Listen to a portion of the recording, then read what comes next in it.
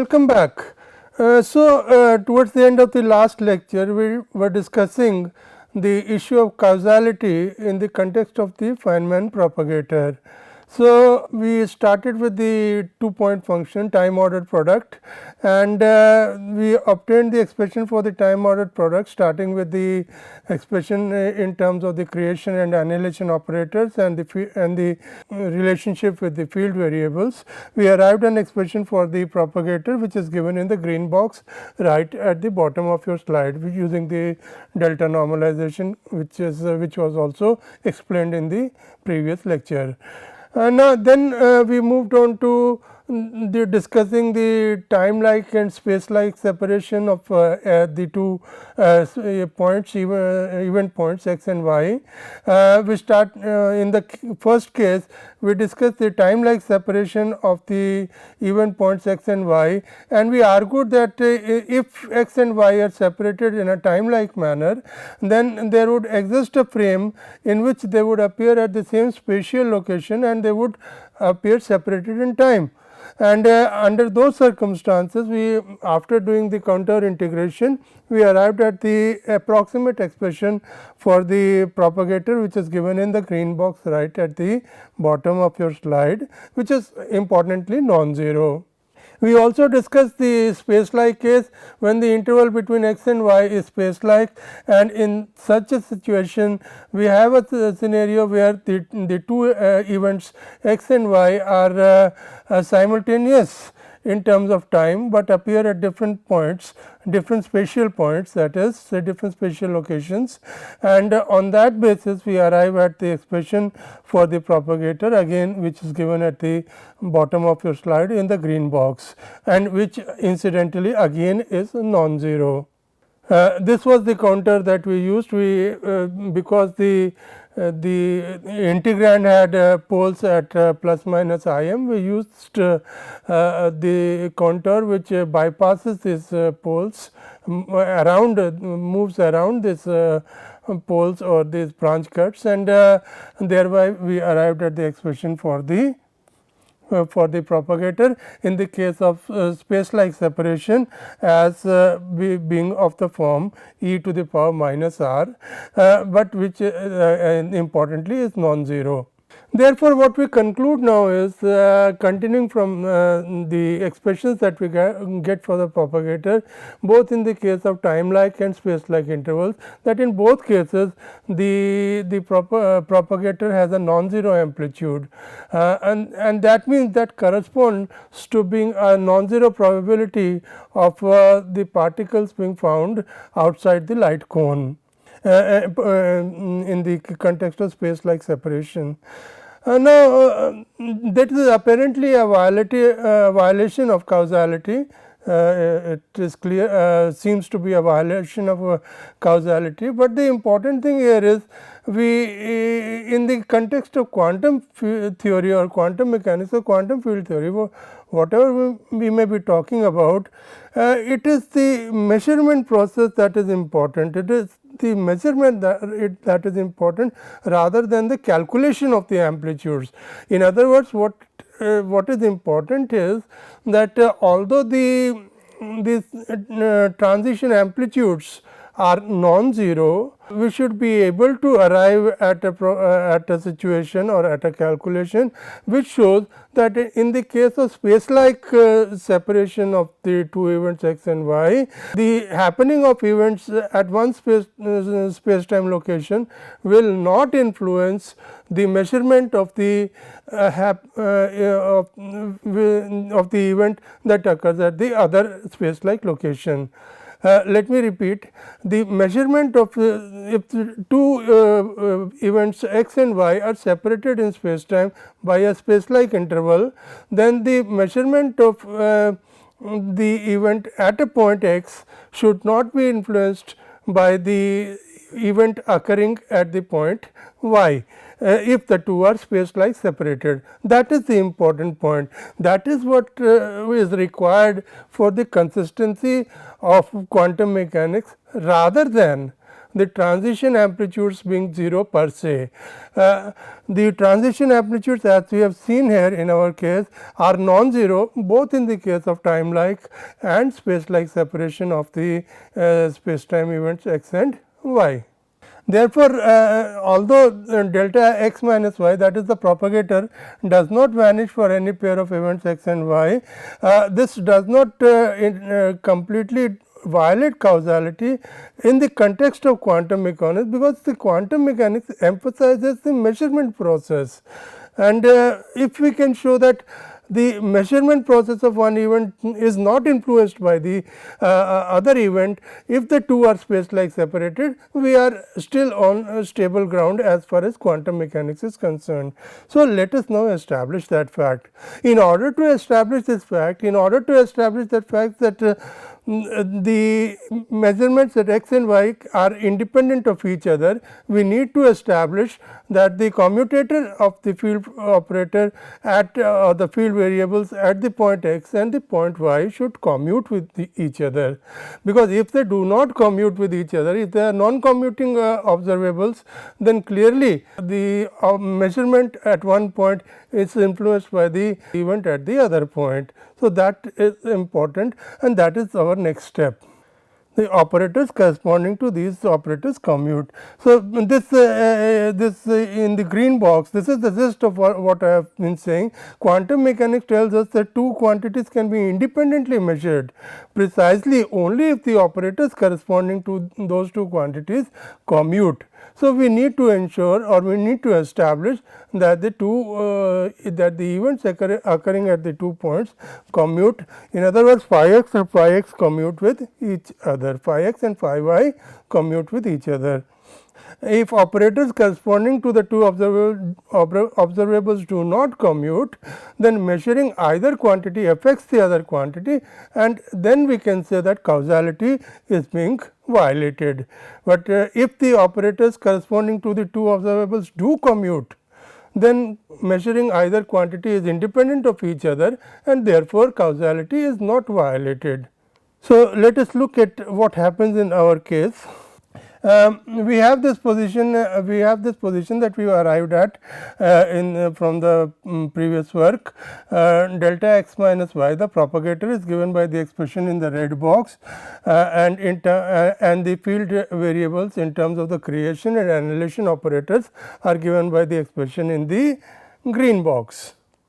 Therefore, we can write the commutator as the expression that is given in the red box, and the normalization will take the form, the commutators and the normalization between the creation and annihilation operators will take the form given in the green box at the bottom of the slide. Substituting these values here in the expression for the commutator, we arrive at the expression which is given in the green box right at the bottom of the slide, where we introduce the various commutators, or we maneuver the products of the creation and annihilation operators using these commutators. And now, the important thing is that if you look at this integral is Lorentz invariant. If you look at the left hand side, the integral is Lorentz invariant. Clearly, why? Because the product k dot into x minus y and k, the scalar product is Lorentz invariant, and because the scalar product is Lorentz invariant, delta x minus y also becomes Lorentz invariant, and therefore, the time ordered product also becomes Lorentz invariant. Now, let us see what happens in the case of a space like interval. As I mentioned, in the case of a space like interval, we can always find an initial frame in which x and y occur simultaneous in time, but they occur at different spatial locations. In other words, T x is equal to T y, but x minus y is greater than 0 in that particular frame. If we use that expression, we arrive at the expression that right at the bottom of your slide, where the time factor will go away, because T x is equal to T y, and they are instantaneous, or they are spontaneous in terms of time. So, that the time component appearing in the exponential goes away, and we are left with the spatial components. And when we simplify this expression, we find the result to be 0, because why the result is 0? Because if I substitute if I make the transformation k goes to minus k, the integration variable k is over all values of k, and therefore, the substitution k equal to minus k does not change the integral. In other words, if in this if the integral that is appearing at the at the bottom of your slide, if I make the change k equal to minus k in the second term and integrate, it does not change the integral, and you can see in that case the integral vanishes. And as far as omega k is concerned, omega k also does not change when I substitute k equal to minus k, because as is shown here, omega k is equal to under root k square plus m square. So, k substitute transformation of k to minus k does not change the value of omega k, and therefore, omega k does not remain does not change, and the integration being over all values of k does not change by the transformation k tends to minus k goes to minus k, and we have the same situation again, the integral vanishes. Therefore, the important thing now, what have we concluded? We have concluded that the commutator of phi x and phi y in the case of a space like interval, when x minus y is a space like interval, does commute, and that is what we wanted to establish. As now, because this holds in a particular Lorentz frame, and this is Lorentz invariant, this statement is Lorentz invariant, we can Lorentz transform it to any other frame in which the time, the x and y, the spatial components are space like separated, and the time difference between the two is non-zero. The time difference between the two is non-zero, but the events are still space like separated. Even in that case, even in that frame, the commutator would vanish. So, and now we look at a time like interval x minus y. In the case of a time like interval, we can find a Lorentz frame in which they are occurring, the two events x and y occur at the same point in space, but they occur at different points in time. In that situation, when we simplify this expression, we get non-zero quantity, as is shown right at the bottom right hand corner of your slide. So, in this case, we find that the commutator does not vanish, and thereby showing that the measurement of events at x will influence the measurement of event at y and vice versa.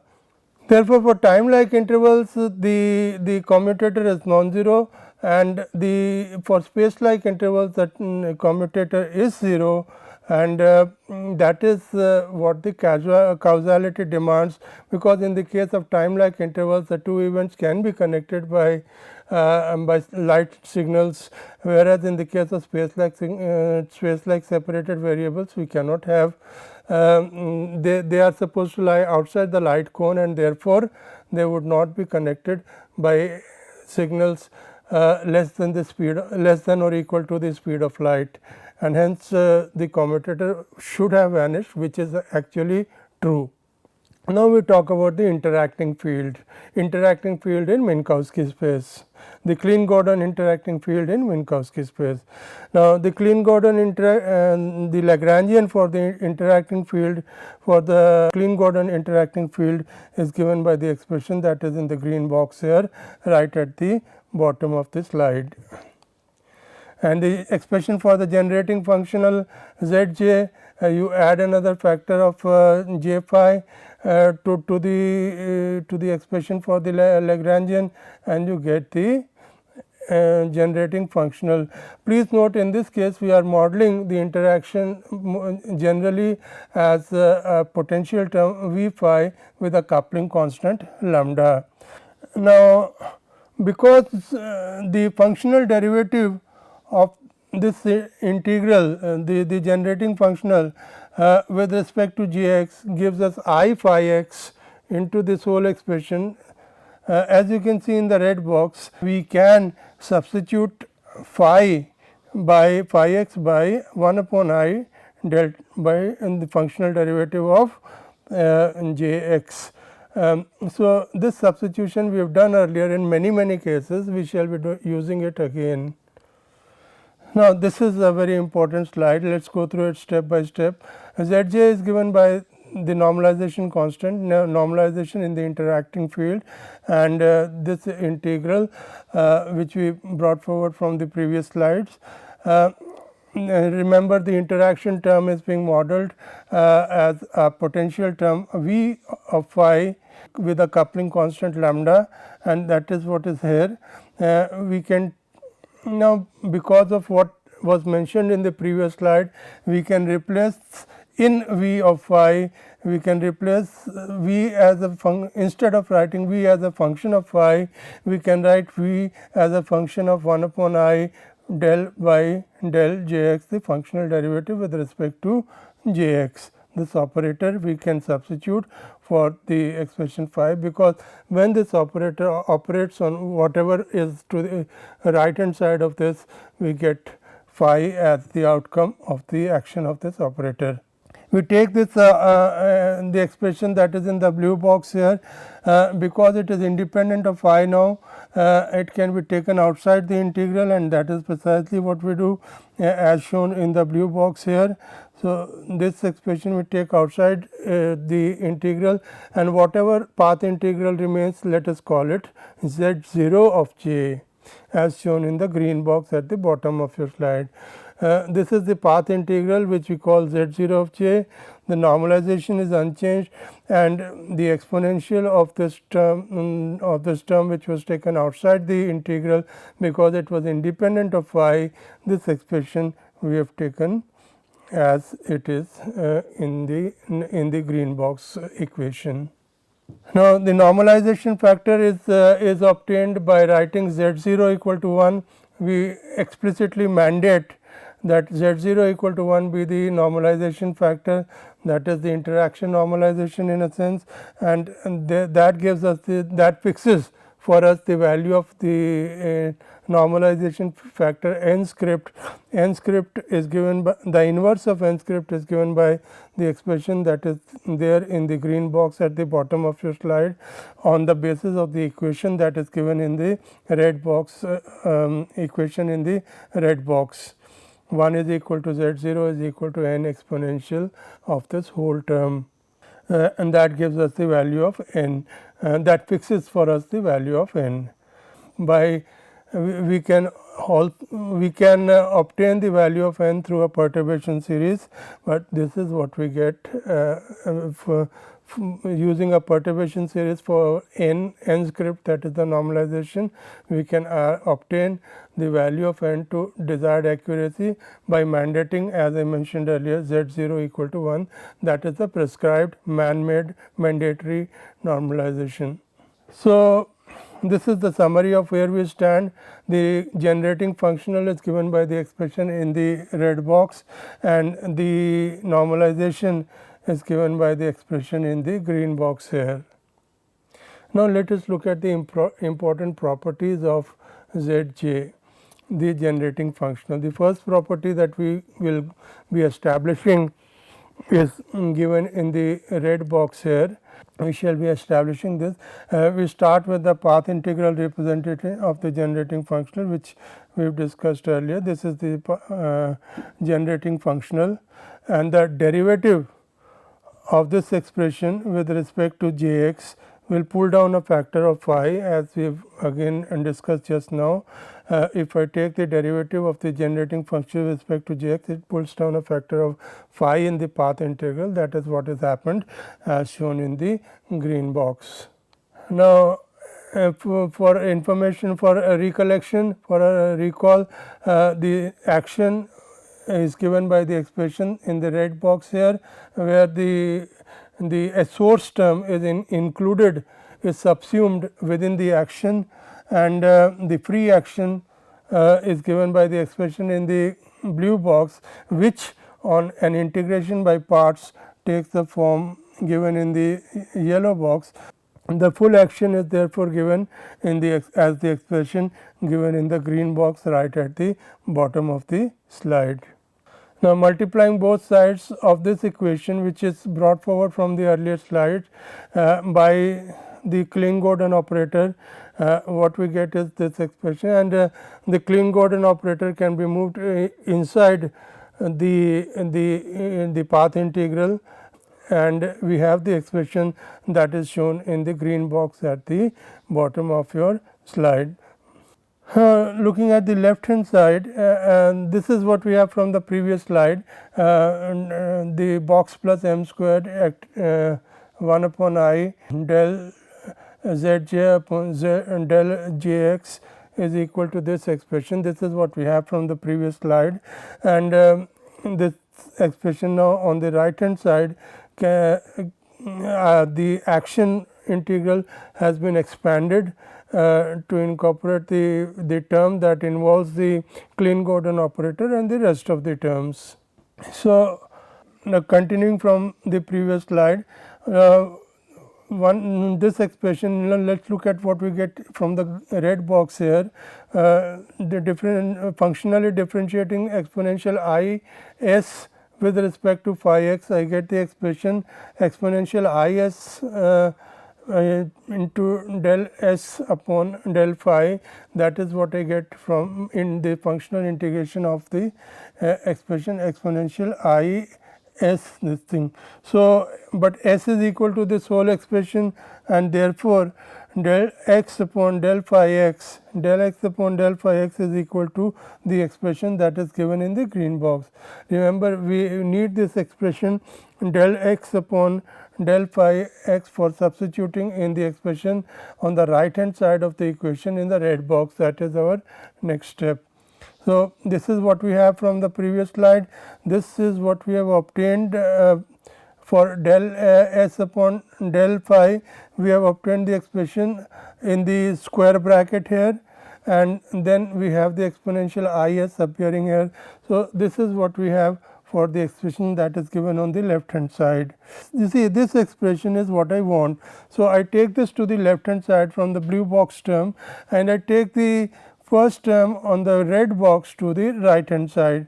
So, that carries a minus sign, and the rest of the terms in the blue box remain unchanged. So, this is the expression I get in the green box. Now, we have this expression brought forward from the earlier slide, and this is the expression we got from the last slide. Del plus m square 1 upon I has this whole expression, and this expression del plus m square phi exponential I s I have got from the previous slide as the expression within the curly brackets, and the exponential I s is as it is previously. Now, let us look at this. When you do the path integral of this is a total derivative, and when it will be integrated, total derivative of exponential I s. So, when we do the integration of this term, when I do the integration of this term, I will get a surface term, and under the given boundary conditions that s vanishes in plus minus infinity, the surface term will vanish. So, what we are left with is the second term and the third term, L dash interaction phi x plus j x. These are the two terms that are left.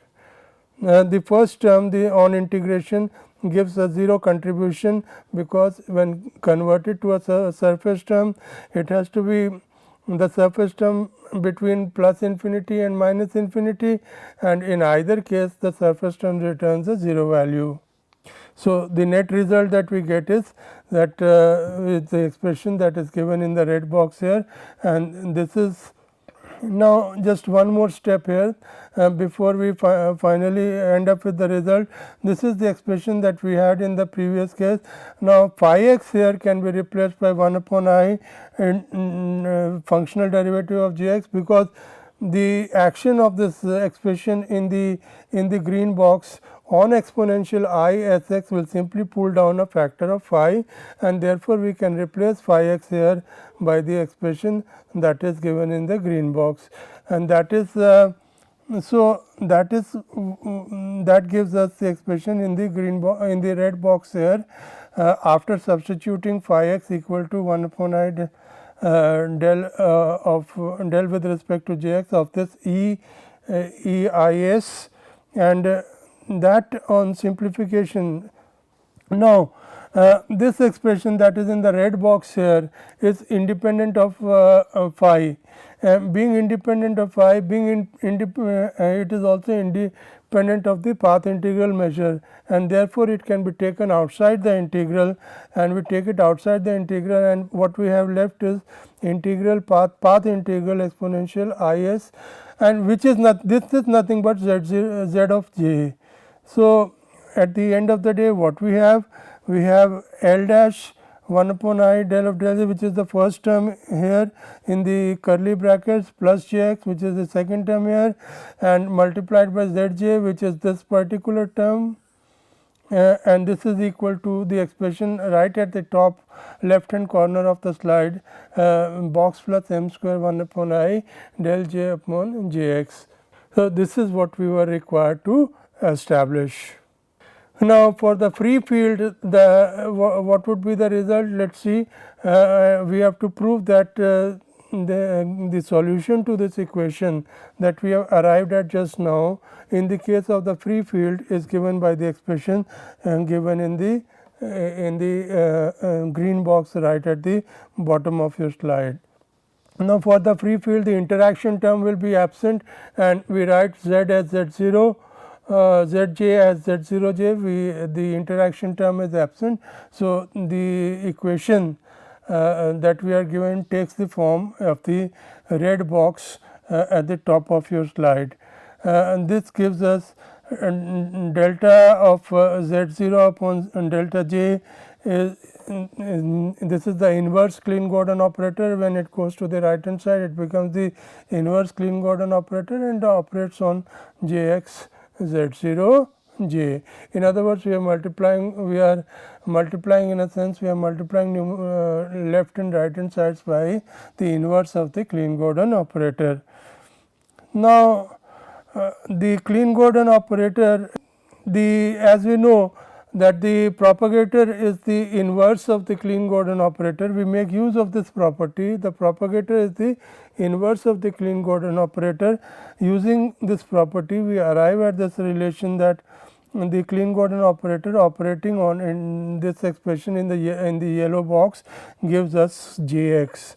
Therefore, on making substituting j x in terms of the propagator, what we get is the expression which is given in the and this expression is what we have from the previous slide, and when we substitute the expression for j x from what we derived here from in the previous slide, if we substitute here for j x, we get this result which is in the center equation, the middle equation, and when we integrate this middle equation by taking with respect to taking z0 j on the left hand side in denominator and writing del j x on the right hand side and integrating both sides, we get the required result which is here in the green box.